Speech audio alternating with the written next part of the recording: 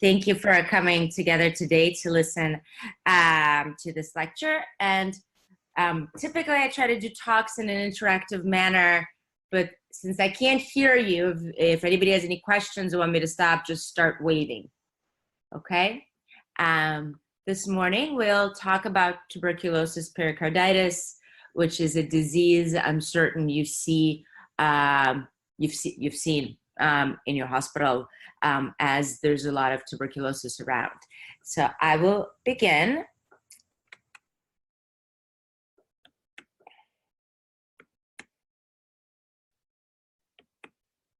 So the learning objectives for today include being able to correctly identify a patient presenting with symptoms of TB, pericarditis, right? This is going to be a very practical lecture about how you can diagnose a patient and with this disease and begin treating them.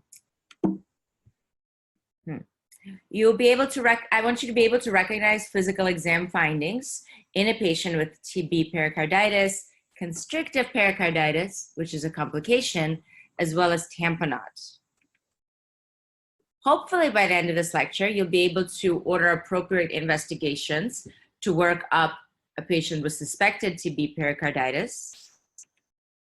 You'll be able to list the diagnostic criteria for definitive and presumptive pericarditis from tuberculosis, and be able to order and interpret appropriate investigations of pericardial fluid, and be able to appropriately treat a patient presenting at various stages with TB pericarditis and figure out if they need steroids and if a pericardiodectomy is indicated.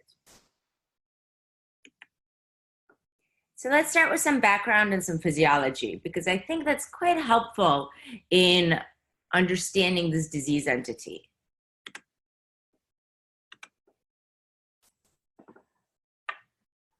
So TB pericarditis is a form of extrapulmonary tuberculosis, and it's an important complication as it can occur in up to 10% of patients with TB, and a misdiagnosis or a delayed diagnosis has a high associated morbidity and mortality. Pericardial effusion is the most common clinical presentation. And it is especially prevalent in patients who are co-infected with HIV and TB.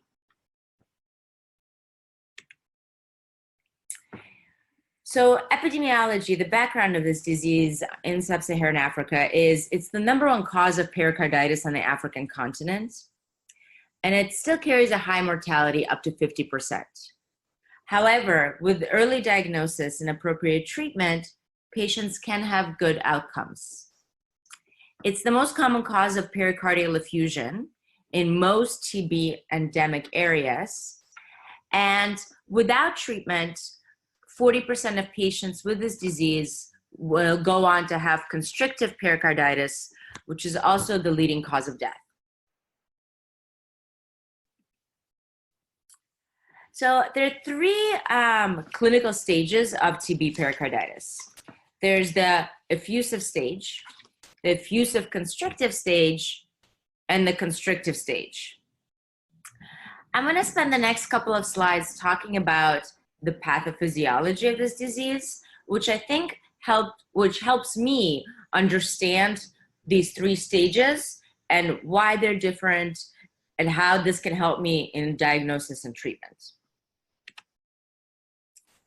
So even though there are 3 clinical stages of this disease, there are kind of 4 pathological stages of what happens. So at first, TB pericarditis is a result of latent tuberculosis. So initially, one gets infected with TB, and you have an active pulmonary infection in the lungs.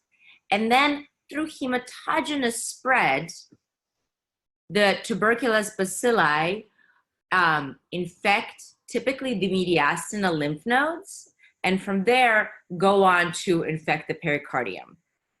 And then when a patient's immune system is compromised, as happens in HIV infection or in forms of malignancy or malnutrition, the tuberculosis becomes reactivated in the pericardium.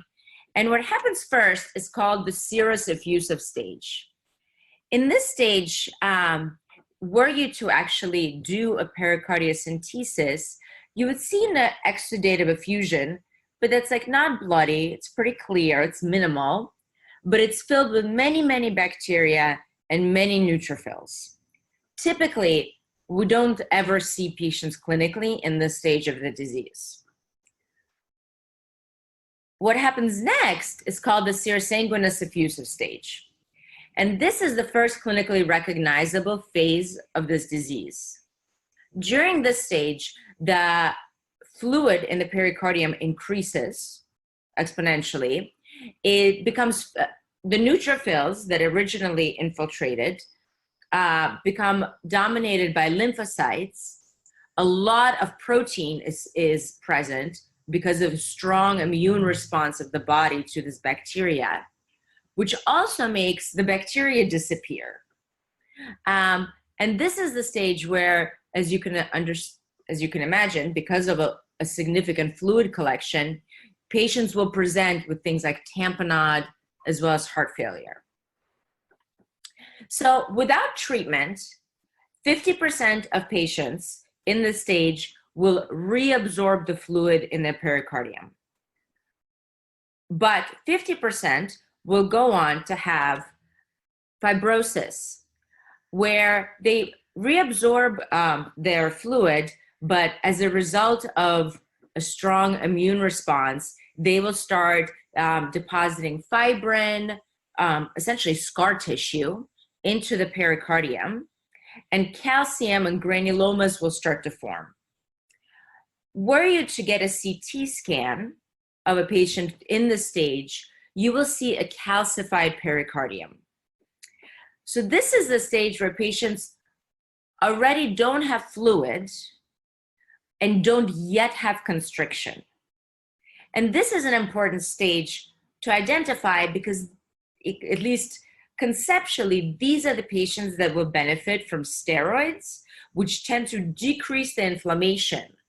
And conceptually, when you think about it, if you catch patients in this stage and you manage to lessen the inflammation, you'll prevent them from going on to the last stage of this disease, which is constriction, where the pericardium becomes so calcified and so scarred that it becomes completely solid and not compliant. And therefore, patients in this stage essentially can only be treated by surgery because their inflammatory process is over. They've gone on to form scar tissue, and now their heart can't expand in an adequate enough fashion in order to fill itself with enough blood to deliver adequate oxygen and blood supply to the rest of the body. Okay? Now, there's this interesting entity in TB pericarditis, which is called the effusive constrictive pericarditis. It occurs in only about 5 to 10% of patients, but it's an important clinical entity to pick up. So what happens in effusive constrictive pericarditis is patients essentially at the same time have constrictive pericarditis and tamponade. So they start to have severe inflammation when they still have all of the fluid around the heart without reabsorbing it. And so what you will see is a patient will come in with a large pericardial effusion. You know that at that stage, they should not yet have constriction, right? So they shouldn't have any of the physiology of the right heart failure that occurs with constrictive pericarditis. And you do pericardiocentesis, and you expect their tamponade to resolve, which it does, and you don't expect them yet to have any symptoms of right heart failure. But what happens is after you do pericardiocentesis and you remove the fluid, you notice that either on echocardiogram or clinically, they have persistently elevated right atrial pressures. So the kind of hallmark of this disease is patients have persistently elevated right atrial pressure on echocardiogram after you do remove fluid, or they'll have a persistently elevated jugular venous pressure after you remove the pericardial fluid. Or on CT scan, if you have access to this, you will see essentially what you see in the first picture, which is a pericardial effusion. And after you remove the fluid, you see a calcified enhancing pericardium. Sometimes you can see this on X-ray, but it's a little bit more challenging. And so essentially this is kind of category X of the disease, where you have both fluid around the heart and a thick calcified constricting pericardium. Because this entity exists is the reason that everybody who has a pericardiocentesis should undergo a repeat echocardiogram following to make sure that this isn't something that's going on, because these patients will still most likely need surgery or additional steroids. Okay? Moving on. So what are the risk factors for this disease? Overwhelmingly, it's HIV. Majority of patients you will see with this disease will have HIV as this most common risk factor for extrapulmonary TB. But other things that weaken your immune system include diabetes, severe kidney disease, in general malnutrition and low body weight, interestingly, head and neck cancers, medical treatment with steroids or organ transplant, patients receiving immunosuppression for things like rheumatoid arthritis, as well as older age, older than 70. So let's talk about the signs and symptoms. What will patients look like when they present with this disease? We'll start with a case. So this is a story of Mr. R, who is a 45-year-old man who presented to your hospital with shortness of breath, as well as right upper abdominal pain. He reported 2 months of increasing shortness of breath, as well as dyspnea when walking. He had decreased exercise tolerance and is only able to walk a few steps before getting short of breath over the last 2 months. He has orthopnea and can only sleep sitting up in a chair. He does not have a cough, nor hemoptysis, nor chest pain, but he does report leg swelling. He complains of a dull, constant pain in his upper abdomen without any nausea or vomiting or diarrhea. And he reports a 7-kilogram weight loss over the past 3 months with fevers and sweats. He has a history of unprotected sex with multiple female partners, and he has a family history, of 2 siblings who are positive for HIV. So this is quite a typical clinical presentation of a patient with TB pericarditis. And we'll talk in a second in the next slide what the most common symptoms are, but in general, this is a patient who presents with typical signs of TB, fever, night sweats, weight loss, as well as typical signs of really right heart failure, right? Leg swelling, tender right upper quadrant from a swollen liver, and typical symptoms of heart failure, orthopnea, dyspnea, and exertion. He does not have typical symptoms of pulmonary TB, like cough and hemoptysis, and that is typical for anybody with extrapulmonary TB, right? As they don't necessarily have active lung disease at the time of presentation. So, what are the symptoms? Symptoms of TB pericarditis are nonspecific, and especially in patients with HIV, can certainly overlap with many other diseases. But studies looking at the most common symptoms have revealed that dyspnea, chest pain, and cough are the kind of distinguishing features. The dyspnea that occurs in TB pericarditis is a result of the enlarged heart, essentially compressing the lungs and the adjacent bronchi. The chest pain that results in pericarditis is the typical chest pain of pericarditis. Patients will report improvement in their symptoms when they lean forward, because at that point, the heart will be as far away from the irritated pericardium as possible. And they'll report a cough, which is also mostly a result of compression of the bronchi and irritation.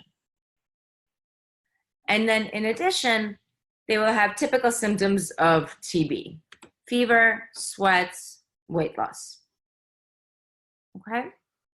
So again, patients will come in, almost everybody complains of shortness of breath, chest pain that improves when leaning forward, as well as a non-productive, non-bloody cough. Okay. Other symptoms patients may report, depending on the stage of the disease they're in, are symptoms of significant right heart failure. So if the patients have gone on to have constriction of their heart, then they'll often have right upper abdominal pain from an enlarged congested liver, ascites, leg edema, and if they're in the second phase of the disease with a lot of fluid, they may have hypotension from tamponade and associated generalized malaise and sensation that they're going to pass out, or dizziness. So back to our patients. When you evaluate Mr. R, you know that he's cachectic, he's in respiratory distress, and he is sitting upright in bed. Lying down makes him uncomfortable. He's febrile and tachycardic with a low normal blood pressure and breathing quickly but saturating well. He has bitemporal wasting. He has sclera, don't have icterus, his eyes are not yellow, but he's pale, there's no thrush. On the exam of the neck, there's no lymphadenopathy, but his jugular vein can be seen sitting upright without any respiratory variation. His lungs are clear. He has regular tachycardia, no murmurs. There's no rub and no extra heart sounds, but his heart sounds are distant. Abdomen is tender with a large liver, but no fluid wave of splenomegaly, and he has no edema on exam. So I've gone through and highlighted like the findings which are typical for TB pericarditis, and let's just take a moment to talk about them. So patients, again, will often be breathing rapidly, but that is a result of inadequate cardiac output and them trying to make up for it, as opposed to them actually having any problems with their lungs. And so you'll often see a high respiratory rate, but a normal oxygen saturation. Patients will often just look sick, right? Like they've been ill for a while. This is extrapulmonary TB. And so they'll be wasted or thin or in general not look well. They will almost always have to have an elevated jugular venous pressure due to increased fluid around the heart and that being transmitted to the superior vena cava. If they also have tamponade, you will see a respiratory variation in the JVP, as in the jugular venous pressure will increase when they inhale and decrease when they exhale. Their heart will be fast. They'll be tachycardic, and sometimes you could hear a third heart sound, which is actually a pericardial knock. We'll talk about it in a second. Heart sounds are distant because you're listening to them through a lot of fluids. And as a result of basically right heart failure, they'll have a large liver, sometimes ascites, and almost always leg edema. So, vitals, you'll have typically lowish blood pressure, even if there's no tamponade. The pulses are weak and they may have fever. Patients are thin and dyspneic, raised JVP. Kussmaul sign is the finding of a respiratory variation in the jugular venous pressure with breathing, which is if you do find this physical exam finding, it's a clue that you should be urgently doing a heart ultrasound to look for tamponade. You'll have distant heart sounds. You could hear a pericardial rub. In order to notice a pericardial rub, it's really important to ask a patient to hold their breath, because when they're holding their breath, you're not hearing any sounds of the lungs. And so it's easier to hear a pericardial rub. You can also hear a pericardial knock, which is a third heart sound that results from turbulent flow of the blood when the heart can't fully relax. And you can tell it apart from a third heart sound, which you'll hear in heart failure, in like, let's say a dilated cardiomyopathy, because it's high-pitched and you want to use a diaphragm to hear it. It's a bit challenging, but if you like the physical exam, use a diaphragm to try to differentiate an S3 from a pericardial knock. The abdomen, you'll see ascites as a late presenting complication, but patients often will have a tender and large liver. And then leg edema is ubiquitous. You see this in most patients with TB pericarditis. So back to our case of Mr. R. You get some labs. You notice that he has a white blood cell count of 5, but an elevated absolute lymphocyte count, which is very typical for patients. They almost always have an elevated sedimentation rate. His is 75. An HIV test was ordered. On a chest X-ray, you'll see a very large cardiac silhouette, but typically no infiltrates and characteristically no lymphadenopathy on chest X-ray. And most of the time you won't see any pleural effusion, but it's present sometimes. Okay. I just want to take a minute and stop. Does anybody have any questions up to here? Like wave if you do. No. Okay, we'll go on. So this is my approach to kind of diagnosing pericardial TB, and I'll talk about in a few slides why that is. But essentially, if I suspect somebody has this, so if I have a patient who comes in and they have, they're chronically ill, they have symptoms of TB, fever, weight loss, night sweats, typically they're HIV positive, and they complain of chest pain and shortness of breath, and but I don't think they have pneumonia, and I don't think they have PCP, because I noticed that they have swollen legs and a raised JVP and these signs of heart failure.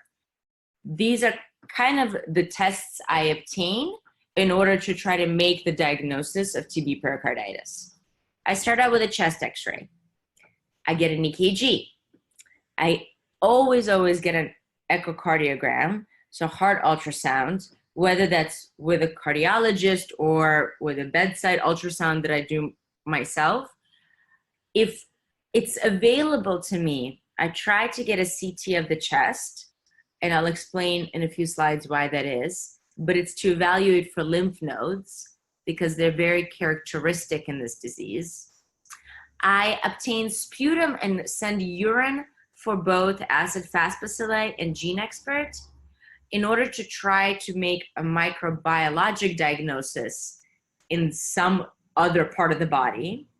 Because as you recall, TB pericarditis is an extrapulmonary form of tuberculosis, but the fluid obtained from the pericardium will almost always be negative for both gene expert and acid-fast bacilli. And so the only way to make a microbiologic diagnosis is to find TB somewhere else in the body. I'm going to do a pericardiocentesis if that is in any way available to me, both to diagnose the disease and as part of treatment. And I'm always going to get an HIV test unless the HIV status is known. So let's start with a chest x-ray. So this is a typical chest x-ray of somebody with pericardial TB. As you recall, at the beginning of this lecture, I said that most patients with TB pericarditis present in the second phase of the disease. That is the effusive phase. So they have a lot of fluid around the pericardium, around the heart. And so what you see is this like bottle enlarged cardiac silhouette. It's very characteristic. It can be confused with a dilated cardiomyopathy, which can look similar. And so that will be the other big differential diagnosis. About 30% of patients with pericardial TB will have at the same time a pleural effusion. And that's because they've reactivated their pleural tuberculosis as well as pericardial tuberculosis. Some patients in that third stage of the disease will have a calcified pericardium, which you can see on chest x-ray, and we'll see that in the next slide. And very, very, very characteristically, they will not have any hilar adenopathy. I wish I had a pointer, but well, perhaps you can see that where I'm pointing. But you know where the hilum is, right? So a lot of things will cause hilar adenopathy. But if you know, think about the lymphatic drainage of the heart and the pericardium. We know that the lymph nodes that drain the pericardial are mediastinal. And very, very characteristically, you do not see mediastinal lymph nodes on a chest x-ray, where you can definitely see them on a chest CT. And so in somebody in whom you see a big globular heart like this, if you see at the same time hilar lymph nodes, think of a different diagnosis. And we'll talk about some other diagnoses in a minute, but something like sarcoidosis or malignancy, or even a bacterial pericarditis, let's say from like non-typhoid salmonella. But patients with pericardial TB will have an enlarged heart, but no hilar lymphadenopathy on chest x-ray, okay? So the other findings, so we talked about enlarged globular heart, 30% of patients can have a pleural effusion, and then some proportion of patients who've started to reabsorb their effusion will have a calcified pericardium, and you basically see it as a white outline around the heart, okay? Again, this is important because if they don't yet have ascites and edema, these are patients you really wanna give steroids to prevent the complication of constriction, okay? So in the workup of this disease, I get a chest x-ray. I look for enlarged heart, calcified pericardium, and absence of hilar lymph nodes. I then get an EKG. So take a minute and maybe turn to your neighbor and point out, oh, I guess you have it here. What is the EKG finding? Do you guys all see it? So, okay. So in TB pericarditis and in any pericarditis, you can see widespread ST elevation on EKG. The ST elevation will be very different in pericarditis than, let's say, in an acute heart attack. So the shape of the ST elevation will be concave. So it's going to be like, as opposed to convex, like a dome. Okay? And so you can see that in most leads. In addition, in a heart attack, you're not going to have ST elevation in every single lead on the EKG. You have it be in the territorial distribution. But in pericarditis, all of the leads are a bit elevated. Okay? This is a common finding in acute pericarditis, but you don't see it all the time in patients with TB pericarditis. What you see more often is the next slide. which is tachycardia and low voltage QRS due to essentially a lot of fluid around the heart and the electrical signal having to go through all of that fluid before it gets to the machine. And so this EKG is much more commonly seen in patients presenting with TB pericarditis. And then this EKG is one that I want you to really pay attention to and recognize, because this EKG is a sign of really like a medical emergency. So what you see is what is called pulsus alternans, which is the EKG equivalent of pulsus paradoxicus, which is the EKG equivalent of Kussmaul's sign on the jugular venous pressure, and it is essentially diagnostic of tamponade. If you see this EKG in a patient, you need to figure they need a pericardiocentesis. They most likely will be hypotensive. And in my experience, they can tolerate this hypotension for anywhere from 2 to 8 hours before they will likely die as a result of this disease. Okay? And so you see essentially is electrical alterations in the QRS complex. And again, this is a dire sign of tamponade in a patient who needs an emergent pericardiocentesis. Okay, so in my workup for TB pericarditis, we've got an X-ray, we got an EKG, and the next thing I obtain, next thing is we go back to our case, which we saw the slide. Sorry, we're going to skip that. And the next thing I obtain is an echocardiogram. But I want to take a minute to stop and to talk about why I have this approach to diagnosing TB pericarditis. Essentially, there's the World Health Organization gives 2 criteria. One is a definitive diagnosis, which is almost always unobtainable, and one is a presumptive diagnosis. And my approach to diagnosing this disease, which includes, again, chest X-ray, EKG, echo, pericardiocentesis, a chest CT if possible, are all targeted towards trying to get a presumptive diagnosis so I can begin a patient empirically on anti-TB therapy, okay?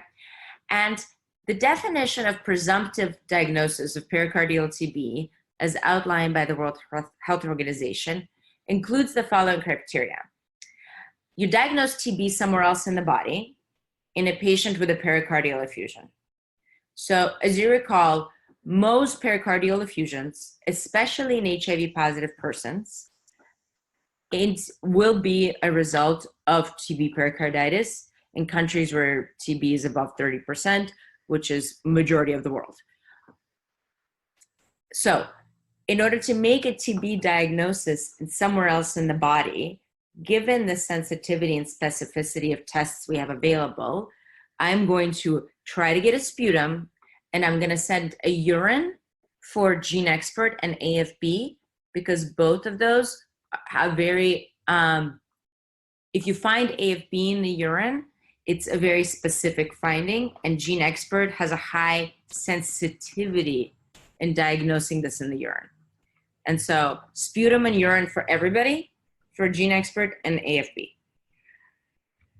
I'm going to try to do a pericardiocentesis, because even though the fluid will almost never be AFB positive and rarely be positive on GeneXpert, I can find elevated adenosine deaminase as well as a neutrophil lymphocyte ratio that's greater than lymphocyte neutrophil ratio greater than 1, and that is part of the diagnostic criteria, and we'll go over that in a minute. If you see a patient with a pericardial effusion and you get a chest X-ray and they have no hilar lymph nodes, but then you get a chest CT that shows the mediastinal lymph nodes, that is also part of the diagnostic criteria for presumptive TB pericarditis. And then obviously, if they appropriately respond to anti-TB therapy, your diagnosis was probably correct. Okay? So my workup, again, which includes, I'm just going to go back a couple slides, chest x-ray, EKG, echo, chest CT, sputum and urine, and pericardiocentesis is all aimed at trying to make a presumptive diagnosis of TB pericarditis so that I can begin empiric therapy. In practice, if your suspicion is high enough, of course, you'll just begin treating them for TB. And most of the time, you'll probably be right, again, because so many of these patients that present with a large pericardial effusion will have TB pericarditis. This criteria and kind of this standardized workup is important because although most patients with the disease will have a large pericardial effusion, some proportion of them will have gone on to already absorb their pericardial effusion, and so won't have a large globular heart, but might still have lymph nodes on chest CT, and might still have TB somewhere else in the body. Or maybe they're already in the constrictive part of their disease. And so again, not so obvious to pick up once you get a chest x-ray, okay? So moving on to probably the most important thing that will tip you off somebody has this disease is if you see globular a heart on chest x-ray, or you see a raised jugular venous pressure, and you go on to obtain an echocardiogram. An echocardiogram is important for both diagnosing pericardial TB, because you'll see an effusion, in making the diagnosis in both diagnosing pericardial TB, in treating pericardial TB in terms of preventing tamponade, and in preventing constriction, because evidence has shown that if you drain some of the pericardial fluid, then the likelihood that you have all of the inflammation that causes constriction and TB pericarditis will be decreased. But let's first talk about what you see on echo. I'm hoping and assuming that there's some access, that you guys have access to ultrasound, and hopefully you're all learning or have learned how to perform a cardiac ultrasound. But essentially you'll see, in the majority of patients, you'll see pericardial effusion if they haven't yet progressed to the constrictive stage, which is more challenging to diagnose on echo. So in this picture, you see this where it says PE, that is pericardial effusion. It is black between the heart and the other outer white line, which is the calcified pericardium. And again, most pericardial effusions that are large in your hospital and in patients you'll see will be due to tuberculosis. But there are other causes. You'll see a calcified pericardium, and a calcified pericardium will look like a white stripe, like a white illuminated pericardium. It can be seen in other diseases such as cancers, which can also spread to the heart, but most commonly is seen with tuberculosis. And if you see the white enhancing pericardium, you know your patient is already in the later stages of this disease. When you look at the pericardial fluid closely, you'll see fibroid strands, and you can't see it in this picture, we'll see it in the next, but essentially they're perpendicular white lines within the pericardial fluid. And that is basically all of the inflammation, scar tissue floating around in the pericardial effusion. And then what you want to look for every time you do this is for any evidence of tamponade, which will look like right ventricular collapse. And you'll see that again in a minute. So in this picture, you see these pericardial stranding that are very, very characteristic of tuberculosis and differentiate it from other possible causes of pleural effusion, of pericardial effusion, which could include renal failure, right? Which could include viral diseases, where you also see it, which could just have fluid physiologic pericardial effusion from, let's say, severe dilated cardiomyopathy and volume overload. Those effusions should not have the degree of inflammation that is caused by pericarditis and these fibrin strands, which will look like perpendicular white lines within the pericardial space. So I tried to poorly show, I think, in the next couple of pictures, essentially what you will see in evidence of tamponade. But in this picture, you basically see the right ventricle, which is expanded and of normal size in a patient who doesn't have any disease. And then in this picture, can you see the right ventricular collapse, which very characteristically happens in diastole? So typically in diastole, the right ventricle should not be ballooning inwards as this one does. If you see this, this is a sign of tamponade, okay? Which occurs when you have a lot of pericardial fluid. So you will see this in somebody who has either effusive pericarditis or effusive constrictive pericarditis. It's quite beautiful to watch a picture of the heart, I think. And then I think we have one more video of the same. So you do see like the right side of the heart is very, very small here and collapses during diastole. It essentially shuts off. So both of these, I'll play it one more time, are signs of tamponade. And you see the large fluid collection around the heart. It's like a huge black space.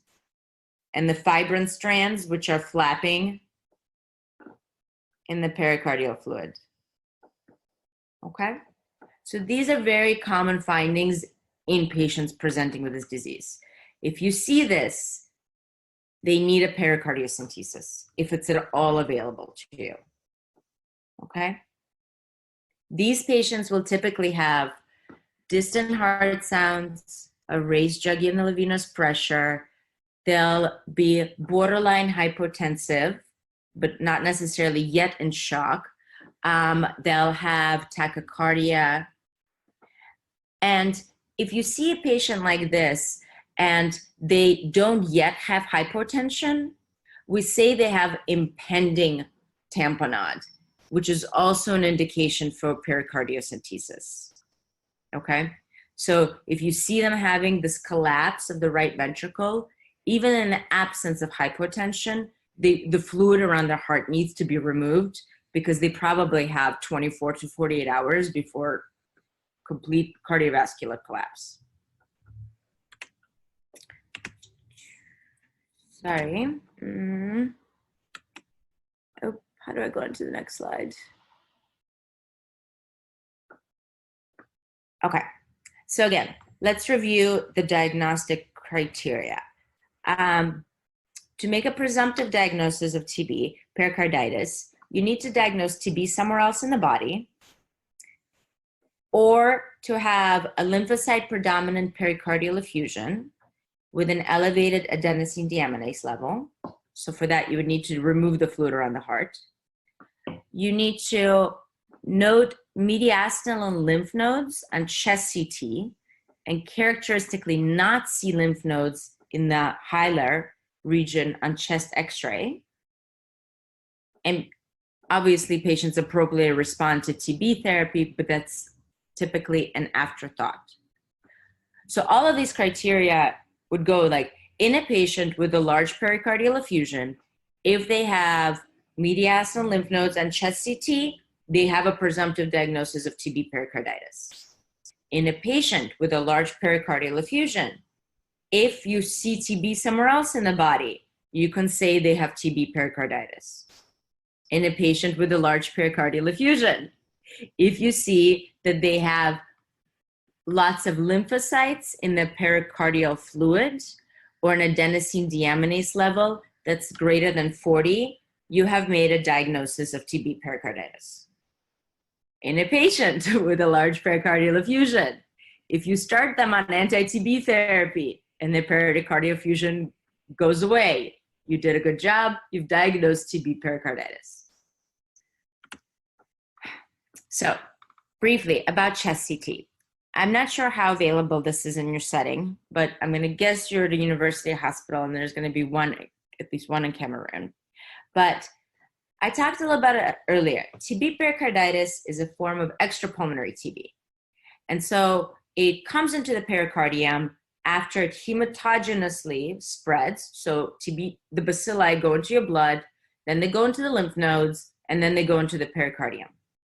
So the lymph nodes that drain the pericardium include mediastinal lymph nodes, periaortic. And here you can see in this picture, it's called AP, okay?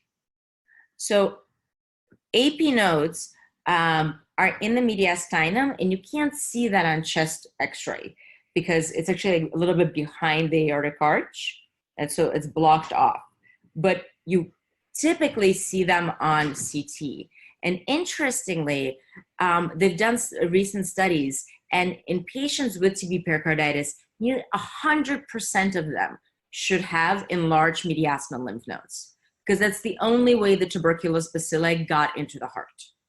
So if you're struggling making this diagnosis because, you know, the patient might also have salmonella, or maybe it's a patient with AIDS who also has Kaposi's sarcoma, or who also has lymphoma, and you just don't know, is this tuberculosis or is this the lymphoma?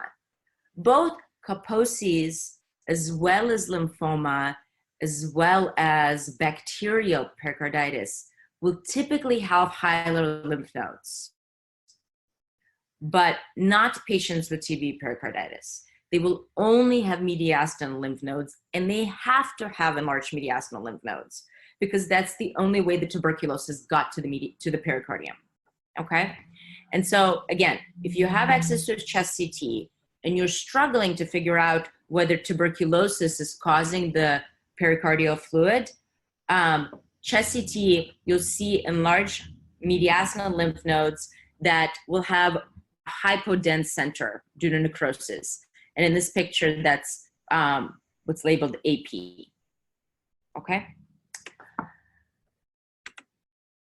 Okay, why do pericardiocentesis? So not all patients with fluid around their heart need to have a pericardiocentesis.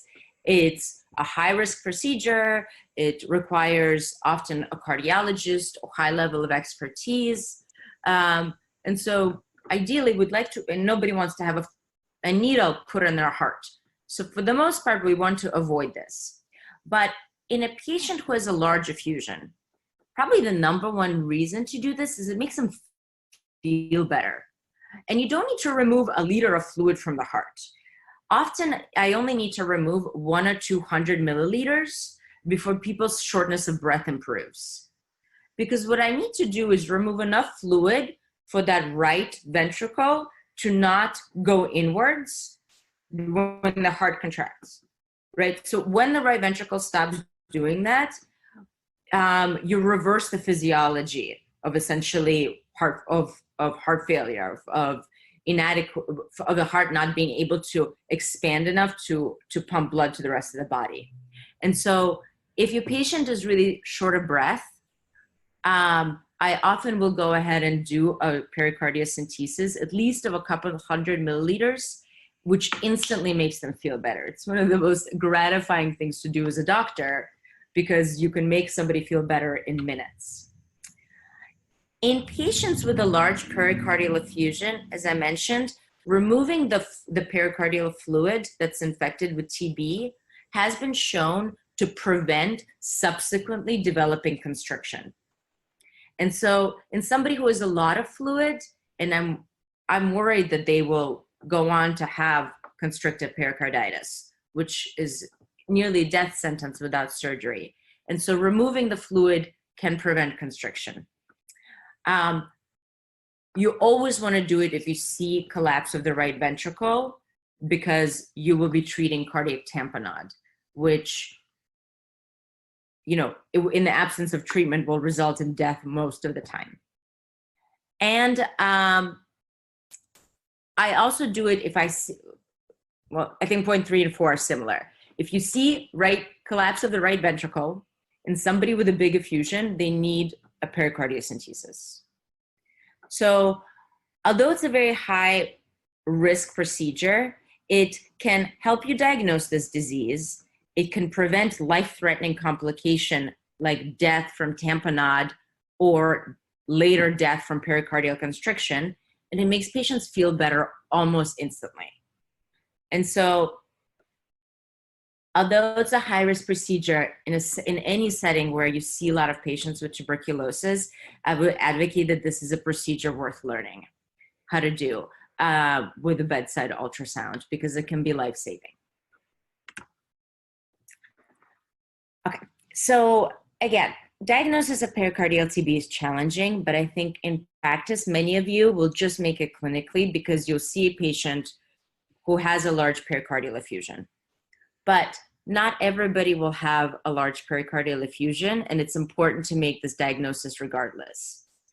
And because the tests from pericardial fluid are not sensitive nor specific, and there's no one send this test and it will give you a yes or no answer, researchers from South Africa came up with a decision tree, essentially, to help you guys make the diagnosis. This decision tree has been really, really well validated. It's 96% sensitive and 97% specific, which you don't see with most tests in medicine. But it requires you to do a pericardiocentesis. So patients that even gone on to have absorbed their effusion will still have a little bit of fluid around the heart. And all you need to do is remove like 1 or 2 milliliters in order to be able to make this diagnosis. Again, you're doing this when there's a concern for other possible diseases. And again, in patients in HIV, there will often be lymphoma, Kaposi's, or something like non-typhoid salmonella. And the decision tree goes as such. Is the pericardial fluid adenosine deaminase greater than 40? Yes or no? Is the peripheral white blood cell count greater than 10? Is the patient HIV positive? And is the pericardial fluid lymphocyte to neutrophil ratio greater than 1? Those are the 4 questions you answer. And in the end, you get to this diagnosis, okay? So let's go to our case. And I'm going to skip over this very quickly. But essentially, our patient, Mr. R, you see that he has massive pericardial effusion on ultrasound. He has a normal blood pressure and no pulsus paradoxicus, but is tachycardic. When you do pericardiocentesis, you get 1.2 liters of blood to pericardial fluid, which has an adenosine deaminase level of 72, an AFB smear, which is negative, and it's negative in 98% of patients with this disease.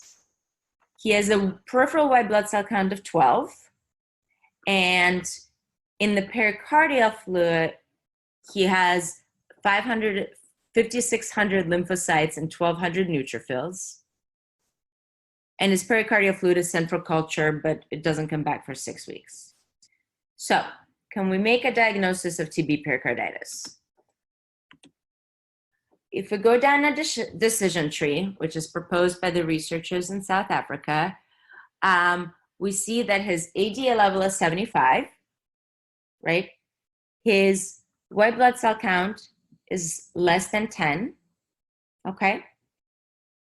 So he doesn't go down the S. His pericardial fluid lymphocyte to neutrophil ratio is greater than 1. And so you make the diagnosis with 96% sensitivity and 97% specificity, which is pretty good. Okay, so I talked about very briefly, why would you ever even be doing such extensive diagnostic testing if most patients with a pericardial effusion have TB pericarditis? Because it's not the only cause, right? So in, I think in Cameroon and in other areas of sub-Saharan Africa, in HIV positive patients, the other differentials which you should be thinking about and somebody presenting like TB pericarditis are bacterial infections, such as non-typhoid salmonella, being probably the most common, and non-infectious causes, which include Kaposi sarcoma, lymphoma, and trauma. So epidemiologically, these are the most common causes. There are many other causes of pericardial effusion, which can include other cancers that spread to the heart, which can include rheumatologic conditions such as lupus and rheumatoid arthritis, viral diseases, fungal and parasitic diseases, as well as uremic pericarditis from end-stage renal disease. But especially in HIV positive persons, the biggest differential diagnosis is what you see on the slide. Okay, we've gone over the slide many, many times. As you can tell, I think it's important. And this is just a review of the diagnostic criteria again. Well, I think this almost concludes our lecture. So I'd like to just take 1 minute to review an approach to pericardial TB diagnosis. So you want to obtain samples from other sources, sputum, urine. If you have a lymph node to biopsy, do that in order to try to make in a patient with a pericardial effusion, if you find that they also have a lymph node that's positive for TB, you've made the diagnosis. You want to get a chest x-ray, an echocardiogram, and if possible, a CT of the chest in order to look for mediastinal lymph nodes, and all of this will be supporting evidence. You obviously want to check an HIV status.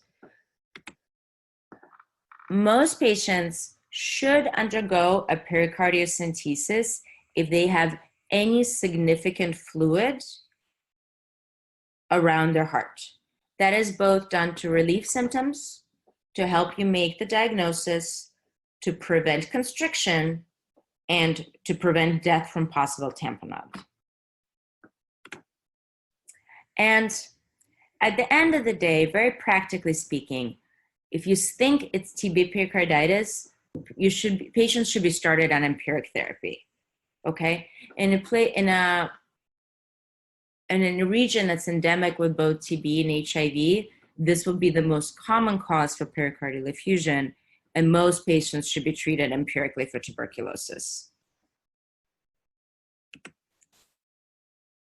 And the last option to make this diagnosis is a pericardial biopsy. You rarely do it. It's done only where you really suspect another cause for the diagnosis or where somebody doesn't improve with therapy.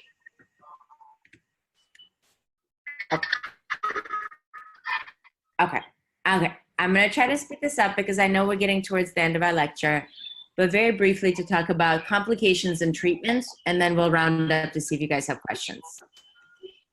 So complications of pericardial TB include congestive heart failure, constrictive pericarditis, which can occur in up to 40% of patients, but is less commonly seen in advanced HIV due to the body's inability to mount a severe inflammatory response. Tamponade, congested liver, and as a result, cardiac cirrhosis of the liver. Those are probably the most common complications, okay? And if you can just bear with me a couple more minutes to talk about the treatments. So, pericardial TB is a form of extrapulmonary TB, and everybody should be treated with 6 months of anti-TB therapy. I'm sure you are much well versed in this than I am. The question arises about who and when should patients get steroids. And there's been lots and lots of studies that have been done, lots of very well done studies, both prospective studies as well as randomized control trials, to try to understand which patients should get steroids in order to try to prevent constrictive pericarditis. And based on the literature available, this is the answer that I've come up with. There was a Cochrane review, which was done on treating TB pericarditis and the role of steroids. It reviewed 7 randomized control trials, all from sub-Saharan Africa, 2,000 patients, half of them HIV positive. The trials look at patients getting TB treatment plus prednisolone or TB treatment plus placebo. And the conclusions of the Cochrane reviewers were as following. In HIV-negative persons, steroids definitely reduce the death, from all-cause death from both TB pericarditis and its complications. And giving patients steroids decreases the need to have repeat pericardiocentesis. So unequivocally, if somebody is HIV negative and you diagnose them with TB pericarditis, they should get steroids. If in HIV positive persons, the conclusion was that steroids may reduce constriction. And it's uncertain if giving steroids also reduces mortality. However, giving steroids actually may slightly increase the risk of patients with HIV getting Kaposi's sarcoma and no effect on pericardiocentesis. So overall, in HIV positive persons, it's unclear whether giving steroids really helps out that much, and it actually may increase the risk of Kaposi's, so may cause harm. So what were the conclusions from the Cochrane review and kind of widely by various cardiology societies throughout sub-Saharan Africa? Steroids may prevent constrictive pericarditis and should be used in all HIV negative persons. In HIV positive persons, steroids should only be given to those who have the highest risk for developing constriction. And based on other studies, we've come up with criteria that kind of say who has the highest risk for getting constriction. If they have a large pericardial effusion, so something that is quantified at more than 700 milliliters. So typically seen in more than 4 centimeter pericardial effusion around the heart on echo. Those in whose pericardial fluid has lots and lots of white blood cells, so typically greater than 10,000. And those who have signs of early constriction on echo. And so those who have the collapse of the right ventricle and bright pericardium on echo.